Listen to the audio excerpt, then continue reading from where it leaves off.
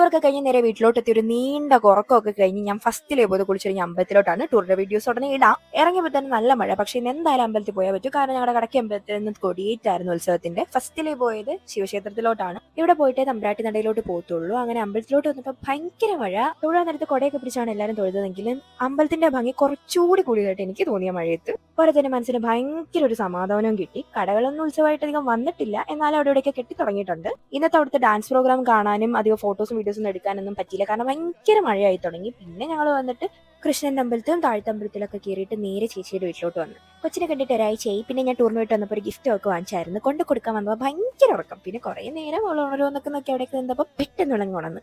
പിന്നെ ഞാൻ അവളുടെ കയ്യിലൊക്കെ കൊടുത്ത് അവളുടെ റിയാക്ഷൻ ഒക്കെ ഷൂട്ട് ചെയ്ത്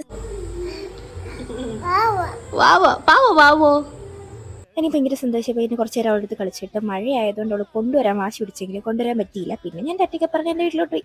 ടൂറൊക്കെ